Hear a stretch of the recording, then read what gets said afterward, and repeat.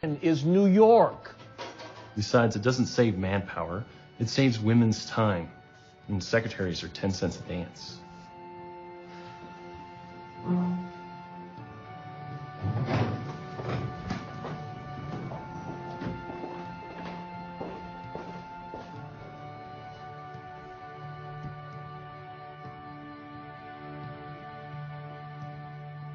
I believe I can sell you a dictating machine, Mr. Edison. In New York?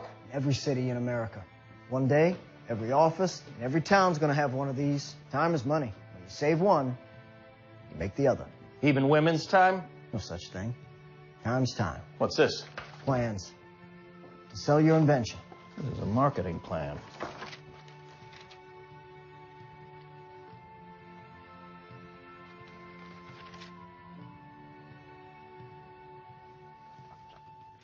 Barnes, I'm giving you the job of head of sales of the Edison dictating machine.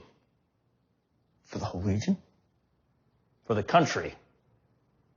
I'll have him draw up a contract. You won't regret it. And you won't be riding any more freight trains. As he had envisioned, Edwin C. Barnes became the business partner of Thomas Edison.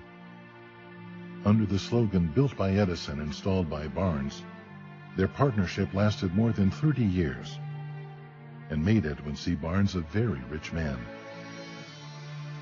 But more importantly, he proved the power of desire. Patience is such an important commodity to have. Like, most people don't have patience. And that's because they don't have faith. They don't believe that it's going to happen or happen soon enough. And we're in a culture where we want things right now. You gotta be careful with that because that'll destroy you. You end up dabbling and you end up giving up and you end up missing out on so many amazing things that life has to offer if you give up too soon. My eternal search is, how do I live a half-full life where every day I get up with energy? And the only way to ultimately do that is to calibrate all aspects of your life and create a life plan from love to business to security. You have to build that if you want to achieve that. And what I would consider true wealth is getting up every day and looking at the world half full. A few years ago, I was in my office. It was around 9:30 in the evening. And I was shuffling bits of paper and wondering, who am I going to go and see for a bit of business to earn some fees to pay those bills? And the office security guard came in the building to lock up. And he just said to me, time to lock up. And I said, just give me 10 more minutes, 10 more minutes. And then he walked away and I just stood up and went to the filing cabinet and looked at a few files. Who could I call for a bit of business? And he came back again and I said, just give me 2 more minutes. And then in that moment, he asked me a question. And this one question changed the whole of my life. He said to me, what time do you get in this morning? I said, well, 8 o'clock. And then he walked away. But as I stood there by the filing cabinet, I realized, well, I've been up since 6, on the road at 7, in the office at 8 o'clock. It's now 10 in the evening almost. By the time I get home, it's going to be something like 11:15 at night. And I've done that, not just today, but last week and the week before, in fact, for months, in fact, for years I've been doing that. And being absent from my family, working all these hours, getting absolutely nowhere. And in that moment, I remember standing by the filing cabinet and I grabbed the filing drawer and I just slammed it. And I said, I've had enough of this. In that moment, I had an idea. And the idea came through me. The idea said to me, what you need to do to achieve your goals is you have to set daily standards and live by those standards. Set standards from who you are, authentically from yourself, and be that person just one day at a time. What I did next was I created a sheet that had all my new standards in, you know, how I would take my kids to school in the morning and pick them up from school 3 nights a week, and no more working weekends. That's another rule, another standard. No more evening appointments for clients. And any clients that I have from this point onwards, they'd have to come and see me in the office from anywhere in the country. And also I'd go home and I would have, you know, meals with my family, and I would exercise and train every single day. I even made standards around my clients, how much income they should have, the wealth that they should have, and they must be nice people. I've got my goals, but unless I'm involved and committed to my life on a daily basis, the only unit of time we really have is today, because we're here today. I was one of the worst producers in the company, although I did the most hours. I was about 1200th in terms of new business results. 3 years later, after my moment, the company's 1600 strong, and I'm 28th in the company working part-time. I'd increased my income by 10 times, working less than half the time that I used to, sticking to these standards and being my authentic self.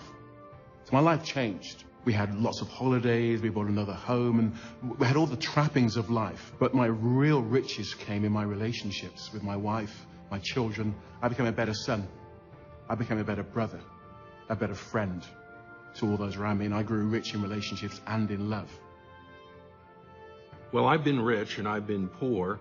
Rich is a lot better, but rich means I don't have to change my time for someone else's money.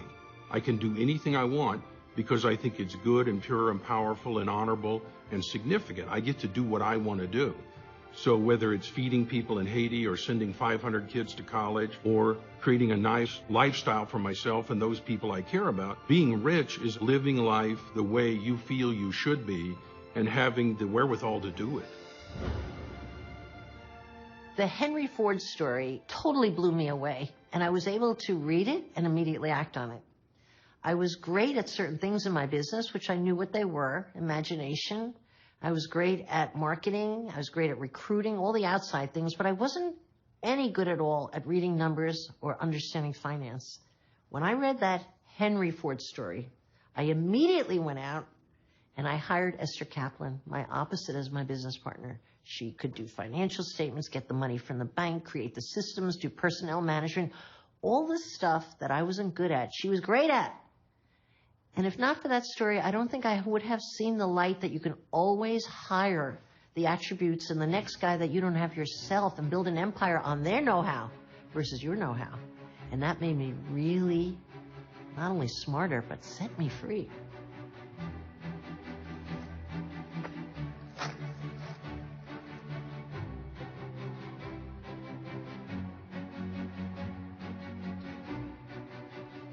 Not merely an ignorant idealist, but an anarchistic enemy of the nation, capable of thought, cannot see the ignominy.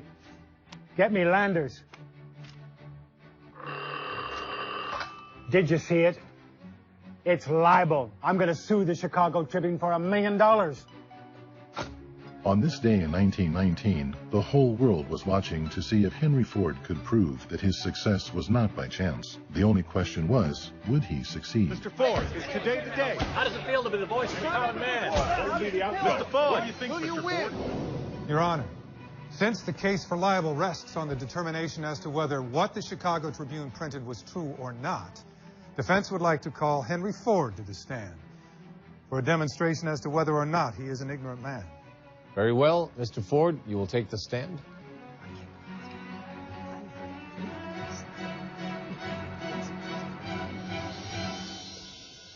you solemnly swear to tell the truth, the whole truth, and nothing but the truth? I do. Mr. Ford, I'm going to ask you a few simple questions to determine whether or not you're an ignorant man. How much schooling do you have? I went to grammar school to the age of 16. When I quit to become a mechanic in a machine shop. That turned out to be a considerably more useful education for the work I would become famous for. Can you tell me how many soldiers the British sent to America to put down the rebellion of 1776? Well, I don't know the exact amount, but I heard it was considerably larger than ever went back. Who was Secretary of State under James Madison? I myself was not alive in 1811. And even if I was, I don't see how that particular tidbit would help me run my business. How many people in this courtroom know the answer Your Honor, to that I question? object. The witness is not permitted to question the public. Nobody? Doesn't surprise me.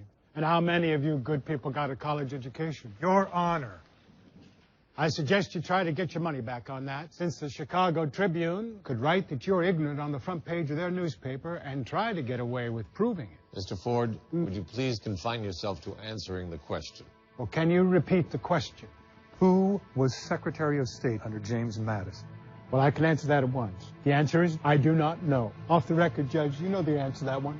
Off the record, no. And you got at least 2 college degrees. I have 3 university degrees. Well, it seems like a pretty silly way to measure intelligence.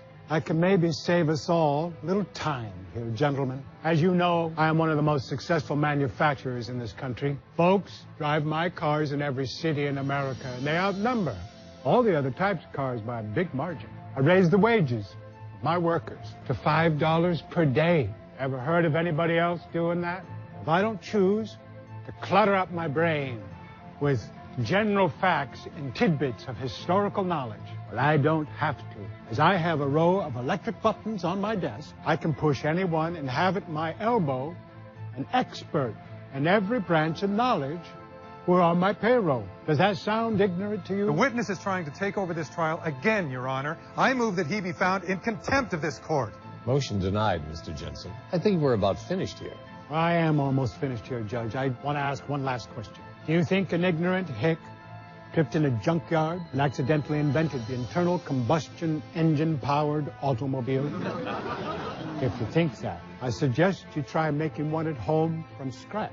Then we'll compare it to my creation and see whose looks like it was made by an ignorant man incapable of thought. Through the assistance of his mastermind group, Henry Ford had at his command all the specialized knowledge he needed to enable him to become one of the most accomplished people in the world. The court finds in favor of the plaintiff, the Honorable Henry Ford.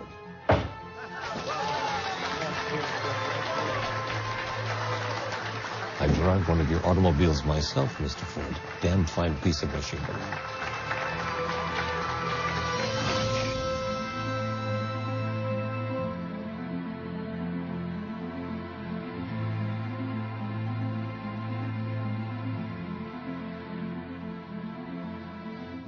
People think that you have to be brilliant in every aspect in business and life or whatever it is to be successful. I believe that we all have strengths and we all have weaknesses, but you really need to foster your strengths and whatever your weaknesses are, that you surround yourself with those types of people. Henry Ford created a mastermind alliance, and that's what you have to do.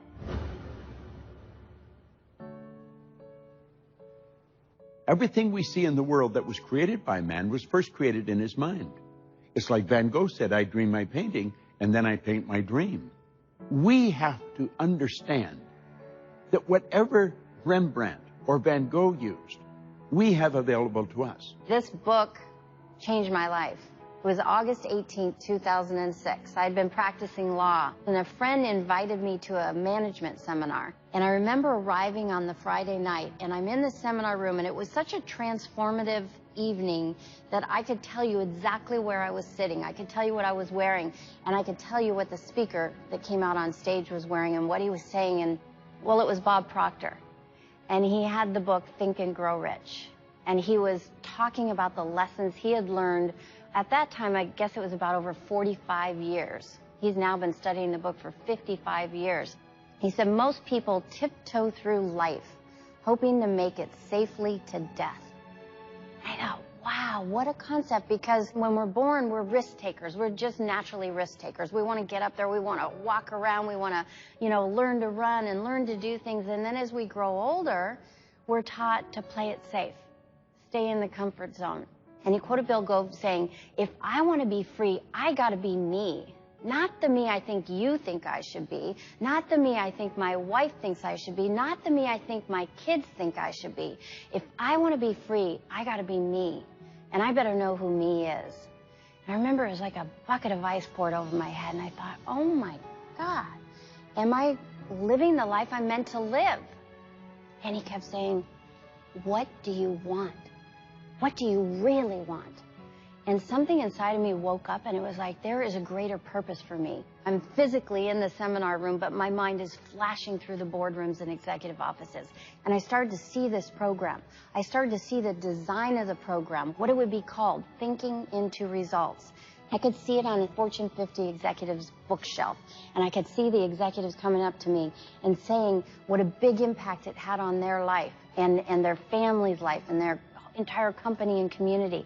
And I remember walking out of the seminar room on the Sunday evening, turning around and literally talking to the seminar room, and I said, I don't know how, but I'm going to do this.